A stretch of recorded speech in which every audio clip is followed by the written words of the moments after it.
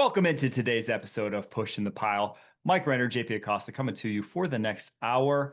And we're working our way through our off-season series here on tiering positional groups. We've done quarterbacks, we've done running backs. This week, we are turning our attention to the pass catchers. That's receivers plus tight ends. And tiering them. I tiered running backs last week, not too controversial, but wide receiver tiers is JP's this week.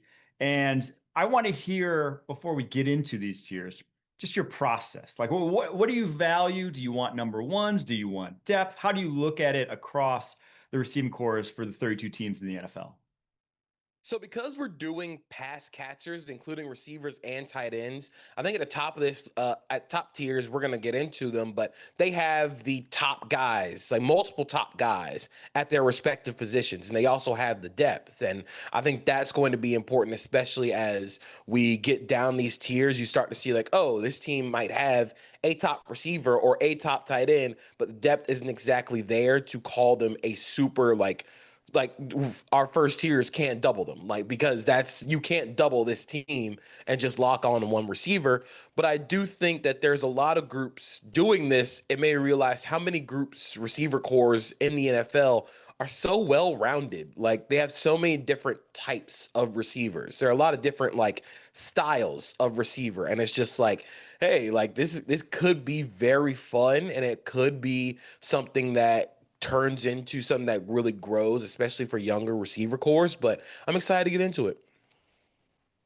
I think I tend to agree there. If you don't have a true top 10 wide receiver in the NFL, if you don't have a difference maker, a guy who basically, unless you have one of the top, three corners in the NFL, you just can't let him go one-on-one and expect to get away with it.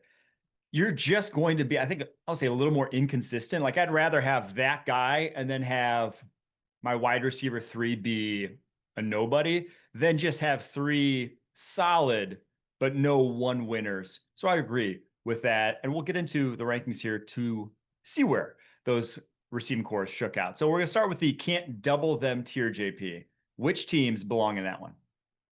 So the can't double them tier has four teams. It is the Cincinnati Bengals, the Dallas Cowboys, Los Angeles Rams, and Detroit Lions. And this tier, like I said, it's pretty simple. You cannot double one receiver on this team. You can't double Jamar Chase because T. Higgins is on the other side. You can't double George Pickens or CeeDee Lamb because they have each other respectively.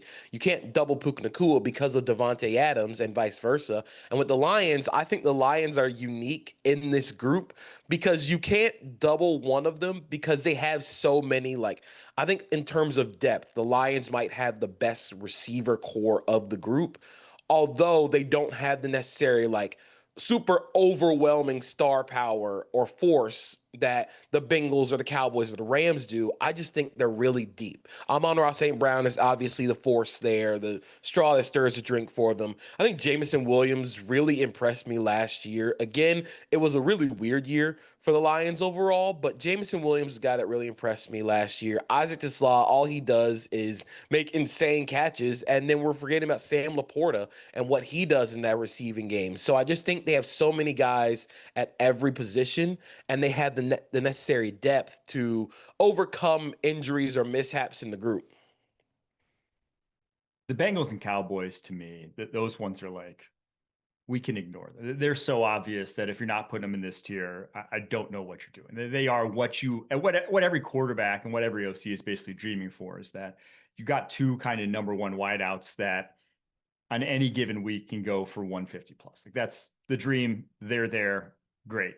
The other two, I think, are a little different. And I think the one that is the closest to not belonging for me is probably the Rams. I think the Lions, your analysis there about the depth, Jameson Williams probably isn't a number one, but he's such a elite vertical threat and such an elite speed threat, and so complementary in his skill set to Amon-Ra St. Brown, that it's like having, they basically have two elite guys at what they're asked to do. And then you throw in Sam Laporta, who himself is an elite tight end. It's like, okay, yeah, we could see how that's a ridiculously good receiving core. The Rams is a little different just because of the age here. We have Devontae Adams, who, you know, last year, even, I don't think we're debating that he's number one, but he's 33 and turns 34 in December. The track record of guys not existing, but like existing as number ones to this point in their career, already incredibly slim. I just think the chance of him taking a step back fairly high. And then their wide receiver three is just almost non existent. Jordan Whittington's a completely average wide receiver three. You're not moving the needle there in any way, shape, or form. And while they do a lot of interesting things with their tight ends, I'm not sure any of their tight ends are superstars at this point in time. Even if, I like the guys they've drafted the past couple seasons, we'll see how they fare.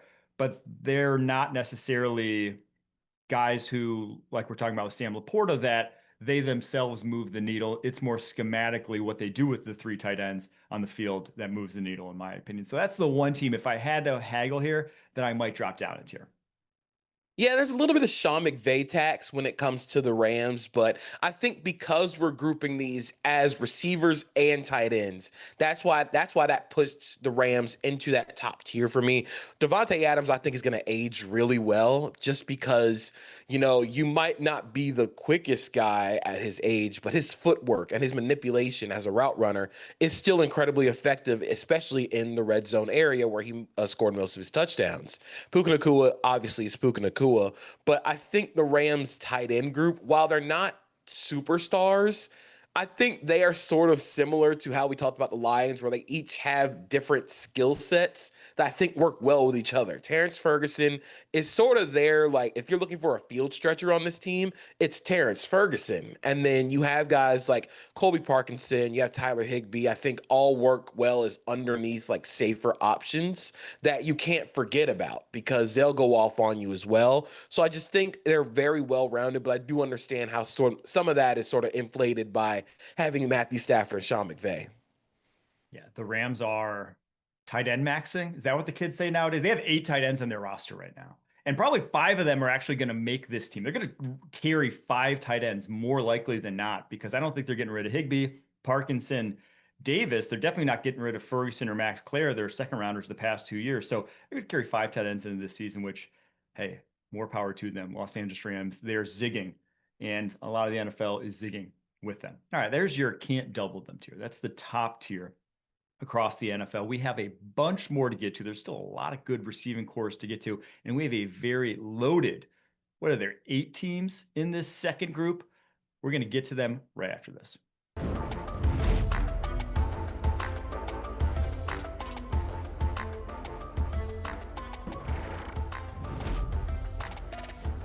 Welcome back to Pushing the Pile. We are going through our wide receiver, or receiving core, tiers on today's show. We've already done the can't double them tier, which is the best tier, which basically means you got 2 plus elite options in that group. And now we're on to the dynamic groups. These are very good receiving cores. As I said before the break, there's 8 of them. JP, who's in this tier? So this group, dynamic groups, is one where maybe you don't have, like we said in the first tier, you don't have the super plus receivers on both sides, the receiver and tight end, like the Lions do. But this group is the Seahawks, the Vikings, the Bears, the Jaguars, the Broncos, Patriots, Packers, and Chargers. And I think the team that I really struggled with the most here was the Vikings and the Chargers. And I think I struggled with them for 2 different reasons. The Vikings, obviously, Justin Jefferson is one of, if not the best receiver in the NFL. I still think he is the best receiver in the NFL. But I do think there's some inconsistency from the group overall. Jordan Addison is their wide receiver too, and I think he's had some really nice moments. He's also had some really bad moments as well, and also cannot stay on the field. I think there's also Jawan Jennings, who just got added to the group, who I think is a reliable wide receiver 3. TJ Hawkinson is getting up there a little bit, also a little bit injury prone. So I just think the inconsistency of the group brought them down. And then the Chargers, I want to believe in this Chargers group because I think Ladd McConkey rules, and I think that Trey Harris, rookie receiver from Ole Miss last year, was really fun last year in sort of a blocking wide receiver role. But I think it's going to grow as he gets into Mike McDaniel's offense. But I think their tight end group actually is a little bit lacking outside of Aronde Gadsden. I think even he is sort of a specialist. So this feels like a very much a group of players who are very good at their respective roles. I almost want to, I know this is a big group. I would, just looking at it, and not to say I would tier it differently in terms of like rankings, but I want to break it up because there's just they span the spectrum in terms of what these receiving cores, how they're made up. I almost want to take the Seahawks and Vikings, just like put them on the side and say these are just wide receiver ones with one and fun. There's wide receiver ones with some like fun pieces after that, but they're really not anything after Jackson Smith and Jigba and Justin Jefferson that you're really scared of. It's those guys, they are carrying them. If you took those guys off of those, we're talking about some of the worst receiving cores in the NFL, in my opinion. Like it's just that's how much those guys are moving the needle for both of those units. So they're almost in their own because of that. And then I think you have Bears, Jags, Packers in terms of teams that are just crazy deep. Like they go three deep at wide receiver. They have good pass catching tight ends. It's just they don't have true elite guys just yet, I'd say, at pass catcher, at receiver specifically. They might. They have guys that could develop into those, but I just don't think they have those guys just yet that are the difference makers like a JSN and Justin Jefferson that we just talked about. But they are. There's nowhere you're looking to upgrade for either of those two teams. Right now, those receiving cores are like firm in their starters and where they're at. And then after that, Broncos, Patriots, Chargers, it's like they're all incredibly intriguing. Like there are reasons to believe these receiving cores can be exceptional this year. I almost just need to see it before I believe it. There's like a difference in that the other teams have proven it last year, didn't have a ton of turnover. These teams haven't quite just yet, but I'm excited about what they could be. So I'm not debating that these are all some of the best receiving cores in the NFL. It's just that's kind of how I would piece them together inside this big group. Yeah, and it's like how they're built as well as like what they actually are. Because I think if there's any team that can go from dynamic group to can't double them, I actually think it's the Bears because they have a guy who is close to becoming elite. And I don't think it's Luther Burden. I don't think it's even Roman Dunze. I think it's Colston Loveland, the tight end. I think he is the closest to becoming their true number one wide receiver. And I think you build the room around him. And I think that's really sort of where I hope that this Bears offense goes because Colston Loveland is so freaking good. You don't really find guys who do the inline stuff like Loveland does, but also move like a receiver when it comes to changing direction. And I think the stuff that Ben Johnson does with 13 personnel with multiple tight ends is because Colston Loveland runs routes like a wide receiver. And I think we look for these guys at tight end who like move like receivers. Colston Loveland actually moves like a receiver when it comes to changing direction. So I think the Bears are probably closest to moving up. I also think maybe the Jaguars, but I think the Jaguars are a weird team in that like they're sort of similar to the Lions, but instead of their best receiver being in the Amon-Ra St. Brown role, their most talented receiver is sort of in the Jamison Williams role in Brian Thomas Jr. They want to get him running the vertical plane as much as possible, and he is their most talented guy, but I do think like you have Jacoby Myers, who is very good at the in-between stuff, Parker Washington being their separator, Brenton Strange, who competes and acts and gives them a lot of stuff at tight end. I'm very curious about what happens with that group, but like you said, these are all some of the best receiving cores in the NFL. I agree with you. I think the Bears are the closest. If I had to pick one from this group this year, it would be the Bears. I think they have incredibly dynamic weapons. I think Luther Burden is due for a massive breakout year. Even just, he was awesome when he was on the field last year. He just didn't have the opportunities with DJ Moore in the fold. And now obviously that opens the door for him this year. So I think they're the best. I'm putting you on the spot though. Of all these teams, who are you the most worried about? Who would you not want going into 2026 here? I think I'm going to say the Chargers. And I'm saying the Chargers because I think their 2026 is going to be based on Mike McDaniel giving them a boost play calling wise rather than the team itself actually changing.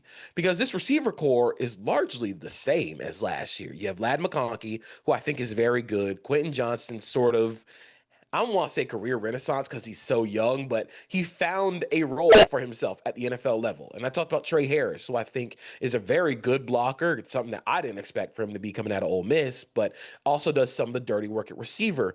I think Rodney Gadsden is a fun tight end, but I just worry that the group isn't as deep as some of these other teams. And if they don't have the depth, I don't think they have the overwhelming force multiplier like the Seahawks, like the Vikings, or even the Patriots with A.J. Brown. Yeah, I tend to agree. This is the one team where I was reading through this and I was like, I don't feel as good about them. It's like they could.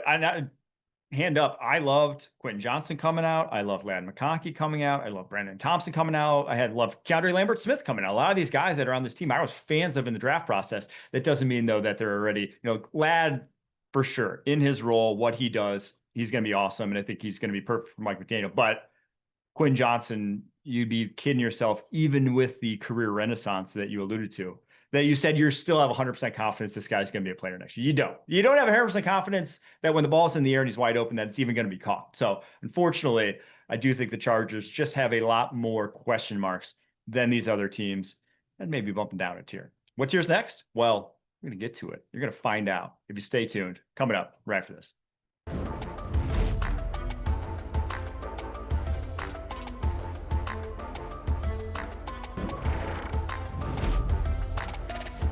We are rolling through the receiving core tiers. On today's episode of Pushing the Pile, we've gone through the can't double them tier, the dynamic groups tier, and now we are on to tier 3, which is the can we get them a QB tier. Who is all in that tier, JP?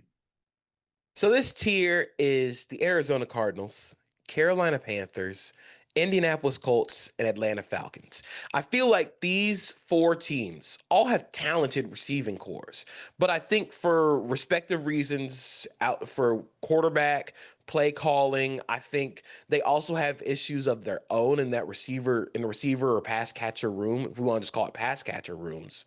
I think they all have their own respective issues, but I do think these teams are very talented at the skill positions. I mean, the Cardinals have arguably the best tight end in the NFL, and Trey McBride. You have a guy, Michael Wilson, who I think is a very good number 2 receiver. And I think Marvin Harrison Jr. is sort of the key piece to all of this. If he can really play a little bit better through contact, which is where he struggled the most last season. It's where I think that was his big thing coming out of Ohio State. If he can actually play a little bit better through contact, I also think they might need a little bit more reliable speed in that room. I think if you can add some of that, man, this team has a really good skill position receiving pass catching group. I think it's very similar with the Carolina Panthers, who have Tedero McMillan, offensive rookie of the year, Jalen Coker, who is one of my favorite receivers in the NFL. He was a guy that I saw coming out of Holy Cross. I was like, this guy is going to be a quality NFL player because of his ability to go and get the ball, go and win the ball in contested situations. You have a guy like Chris Brazell, who they just drafted out of Tennessee, who I think gives them some speed. I'm not super sold on the tight end room yet, but a trio of Tedero McMillan, Chris Brazell, Jalen Coker, I can believe in that group. It's just, can the quarterback actually get them the ball?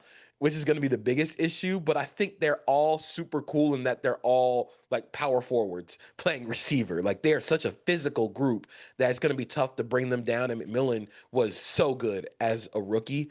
And then the Colts and the Falcons are very similar, where I think they have very good players. I think Drake London between Colts and the Falcons is the best receiver of the group. But I do think the Colts have a little bit more punch to the group, just having Josh Downs, Alec Pierce, Tyler Warren. I do think they're missing one more piece to that group. And I think the Falcons are also missing just another receiver to add on to Drake London and Kyle Pitts. And the reason that they're so low is because their third receiver is Bijan Robinson, who we already ranked. So we can't really add him into this group.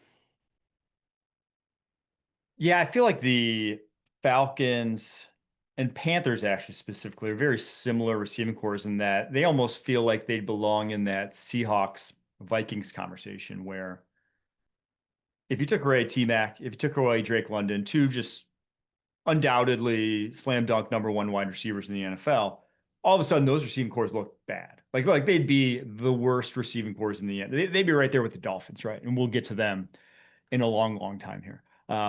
They just aren't talented outside of that, but those guys do a lot of needle moving, right? They are chain movers. They are guys that are very difficult, consistently guard one-on-one. You can throw them a ton of volume over the course of a game and be pretty certain that they're going to be able to handle it. So they do a lot of heavy lifting, but they desperately need wide receiver twos and wide receiver threes, truthfully, because I like Jalen Coker. We'll see how Jahan Dotson fares this year for the Falcons.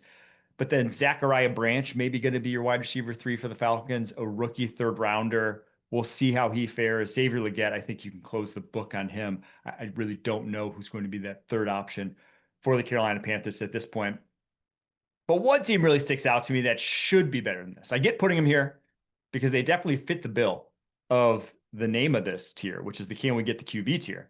The Arizona Cardinals should be better than this. They have a top 5 tight end in the NFL in Trey McBride. They have a number 2 wide receiver who absolutely flourished down the stretch last year. Jacoby Brissett went for over 1,000 yards in Michael Wilson. It's just, can Marvin Harrison Jr. be a number 1 in the NFL, or is he destined to be?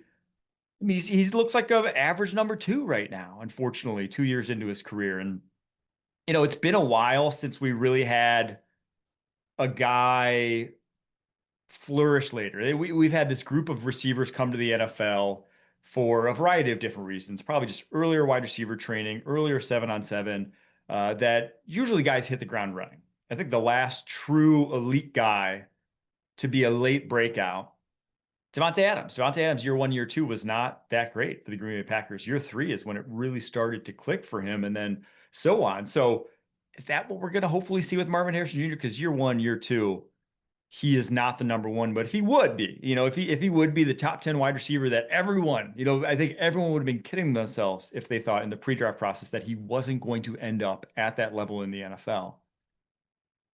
If he ends up there, this is a much, much better group than this. This should at least be in the dynamic groups, if not get up to the can't double them tier, because they'd be very similar to the Detroit Lions then in how they're built at that point. Yeah, if Marvin Harrison Jr. can be what Davante Adams was in year 3, like you said, this team goes from can we get them a quarterback to can't double them, because Marvin Harrison Jr. is so important to this receiving core, this pass catching group.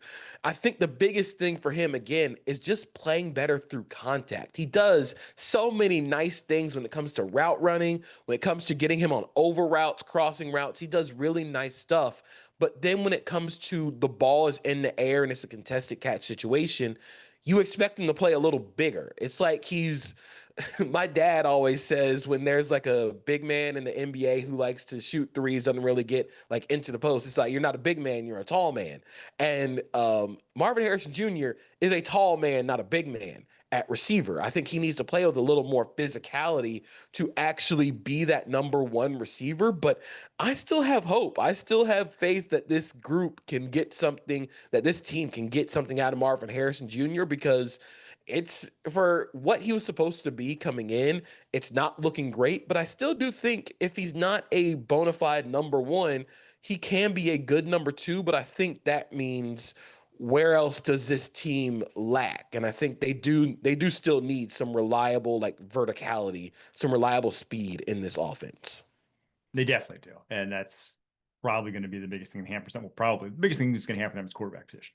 But outside of that, the speed in the receiving core. But Marvin Harris Jr., 885 yards as a rookie, 608 last year. Obviously injury plague, little beat up, but that, people thought if you added those 2 years together, that was what people were predicting year 1 for Marvin Harrison Jr. So we shall see if he ever lives up to that hype. All right, we're going to take a quick break. We have 4 more tiers to get through coming up right after this.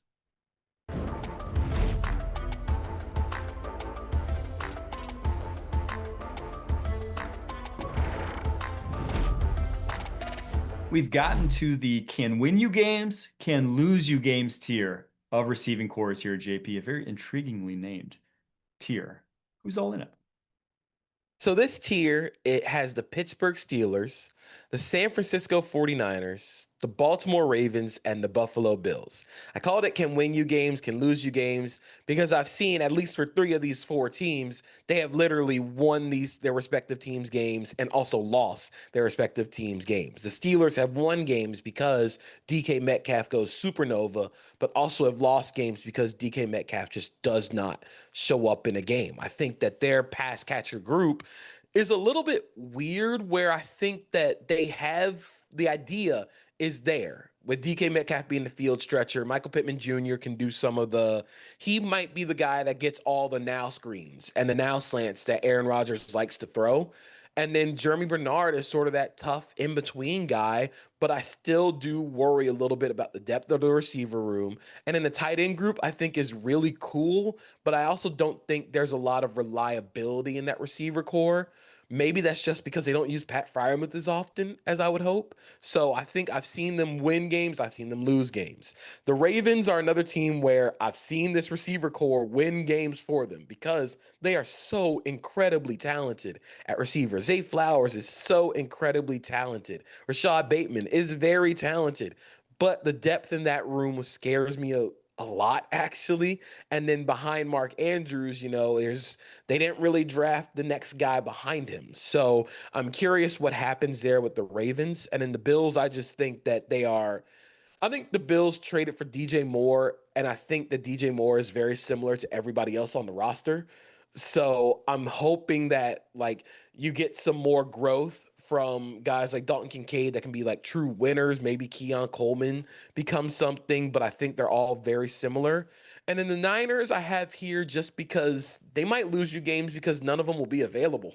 Like Mike Evans is a great signing for them when he's healthy, but he's also coming off of his most injury-riddled season in a long time. Ricky Pearsall can't stay healthy. Christian Kirk also can't stay healthy. So now you're back to the same place that you were last year. Dejon Stribling is a second-round rookie.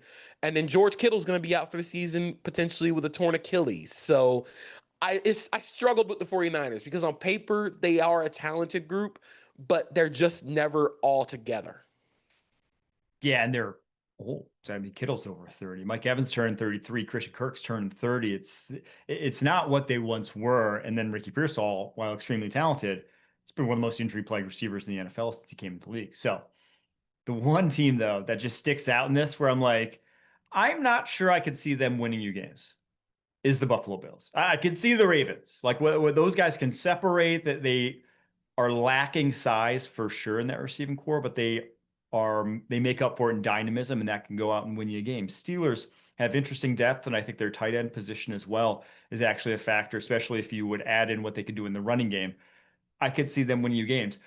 I don't know if I see DJ Moore and Keon Coleman and Khalil Shakir going out and getting you buckets, right? At this point in DJ Moore's career, at 29 years old, after what he put on tape last year, it's like the Bears were ready to get rid of him. They were, thank God someone wanted to take that contract off of their hands.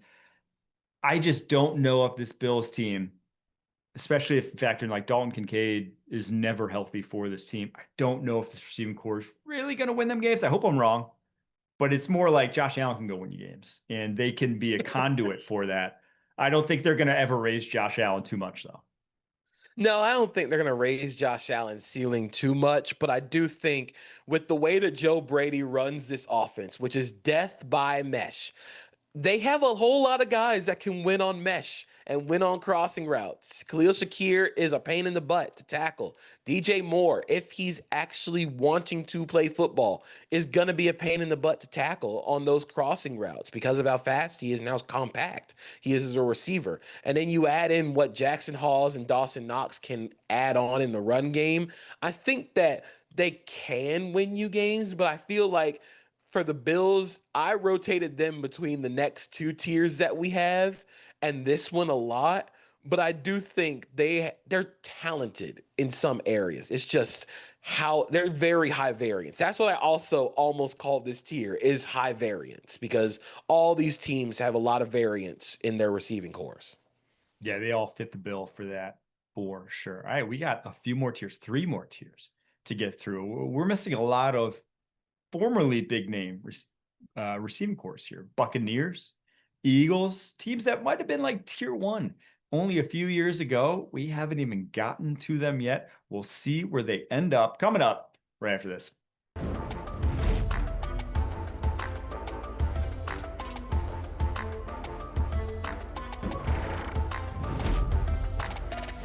We've got three more tiers to get through in our receiving core rankings here on Pushing the Pile. JP, we have the fun but needs time, the fun but needs help, and then the dreaded Jeremiah Smith range tier. Let's start with the fun. but needs time though. Who is in that tier?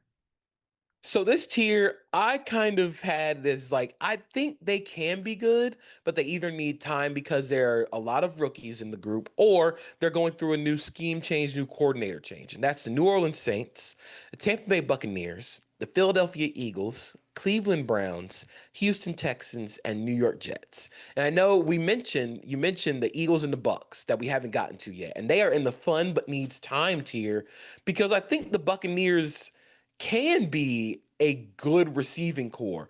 I just think last year without Mike Evans, the group did not look that great when they didn't have that true number one outside threat. Because Emeka Ibuka, their first round pick last year, I think profiles more as a quality number two. So you need somebody to be that number one on the outside to do the movement stuff. Chris Godwin isn't getting any younger. I think Jalen McMillan is fun, but he's more of a number three. And then you have a guy in Ted Hurst who's drafted this year in the third round, I believe, who can be a number one receiver, but I think he's also going to take a lot of time to actually grow because he was Georgia State and really did not play the level of competition that you're going to see in the NFL. So I think that's why the Bucks are in the fun but needs time tier. And then the one that I think can jump immediately into the tier with all the other like dynamic groups is the Eagles, actually. It's because I'm a huge Mekhi Lemon fan, and I'm sort of hedging against like this group just not being great at all because Sean Mannion just changed this offense completely. But Mekhi Lemon fits what this offense can do. Devontae Smith, I think, can be a very good number one receiver, but I do think there are a lot of question marks outside of Devontae Smith. Can Mekhi Lemon be the number two? Can you get Eli Stowers some reps at tight end, even though he is maybe 230 pounds? Who is going to step up at wide receiver three? Is Dallas Goedert actually going to be a healthy, competent part of this offense? So I think there are a lot of questions with these teams, but I do think they're very fun groups overall. They just might need a little more time. The Eagles were the one that stuck out to me immediately because I know they lost AJ Brown, but even still, I would take them, I think, over everyone in the tier above them that we just talked to. And truthfully, even some of the ones in the can we get them a QB tier, the Cardinals, Panthers, Colts, Falcons that we talked about a while earlier, I think I'd still take the Eagles because I believe in Devontae Smith that much. This was probably a can't double them tier when they did have AJ Brown.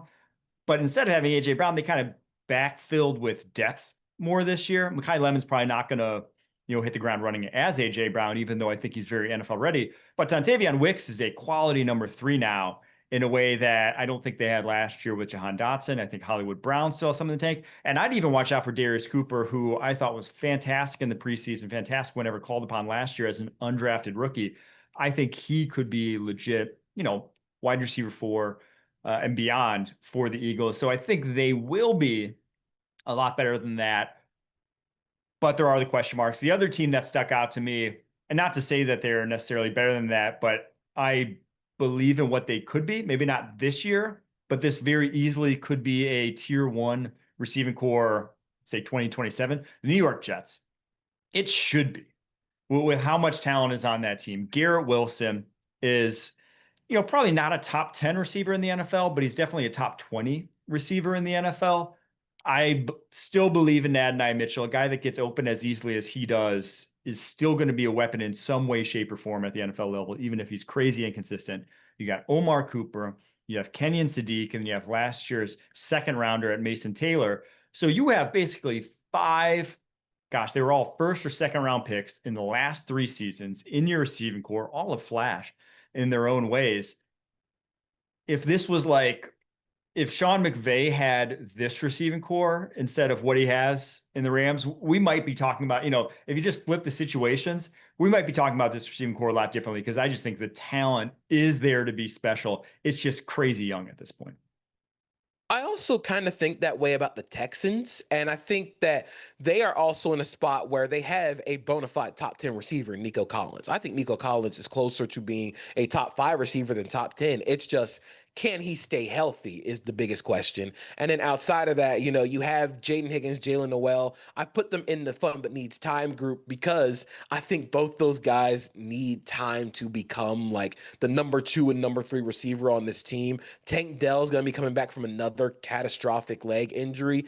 And that's sort of the bigger X factor for this team is, can Tank Dell come back from another major leg injury? If he can, then I can see the Texans going up a lot higher than this coming in this time next year. But I agree with you on the Jets as well because there's too much talent. Like we just went through like how many first and second round draft picks are on this team at receiver and tight end. There's way too much talent for this team to not be good in that group. I mean, maybe we're going into next year saying, can we get them a quarterback instead of being in the fun but needs time group? And I think that would be a big improvement.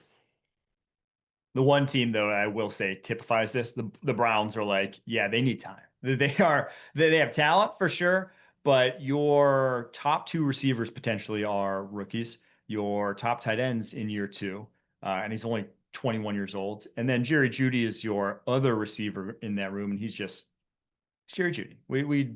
That's really, it speaks for itself at this point in his career. All right, the next tier, it is called the fun but needs help tier. So maybe not as much promise as the tier prior, but fun nonetheless. Yes, I like them. They need another guy in there. And I think that's the New York Giants, the Las Vegas Raiders, and the Kansas City Chiefs.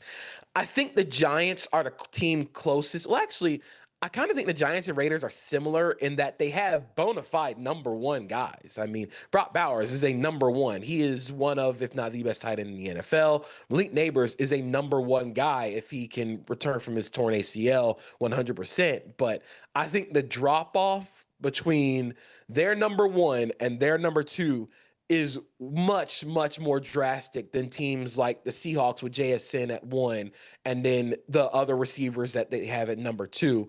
I just think that they need another guy.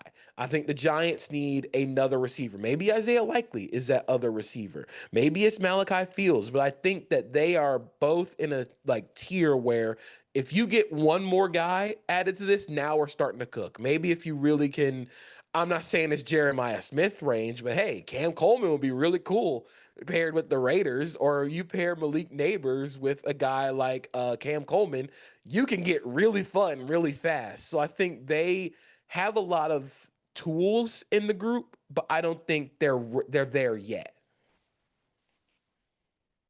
This is an interesting tier because I tend to agree that these are just the optimism for these receiving cores is distinctly different from what we just talked about. Like the Saints, Bucks, Eagles, Browns, Texans, Jets.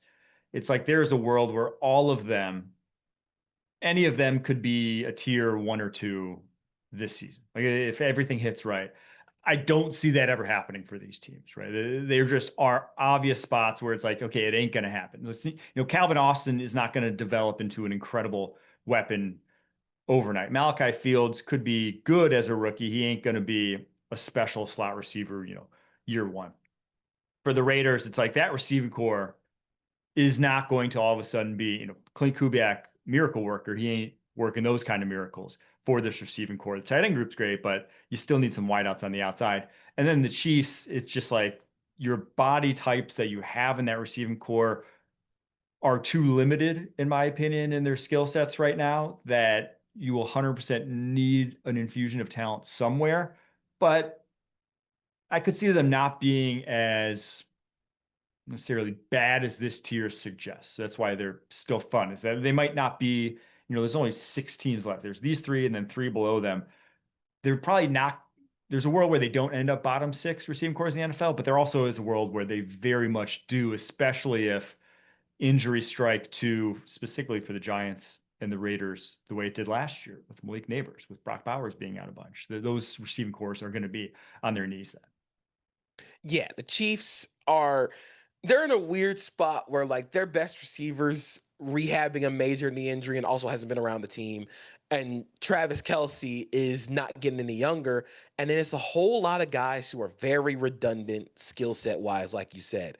Maybe Xavier Worthy becomes something, but I don't really know. I think they need. That's why, like when I made this tier, fun but needs help. The Chiefs were the team that I was thinking of because I could see this team being a competent receiver group just because of Patrick Mahomes, but that still doesn't take away the need that they need help in that room, and they need it in a big way. All right, time to get to the final tier, the one that no one wants to be in unless it results in the tier's namesake, which is the Jeremiah Smith range. And obviously, Jeremiah Smith, the Ohio State wide receiver, presumably the first wide receiver off the board next spring, potentially even the first player off the board next spring. All these receiving cores could use them. Who's in it? This is the Miami Dolphins, Washington Commanders, and Tennessee Titans. I think the Dolphins would do backflips if they were there and Jeremiah Smith was there come next year. Because I mean, the story is easy. Jeremiah Smith went to school in the Miami area, goes to Ohio State, comes back home.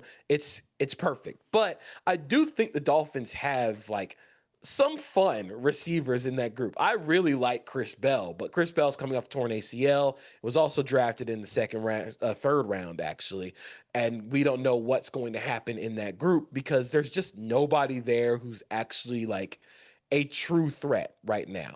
The Commanders, I feel like they could also be in the fun but need help group, but I just worry with Terry McLaurin's injuries. Like if he has one nagging hamstring, that group just goes completely into the gutter. We saw it happen last year. What happened when Terry McLaurin isn't on the field? I mean, they're potentially going out and signing Brandon Ayuk whenever that saga ends. And I don't know if Brandon Ayuk is going to move the needle that much for them this year.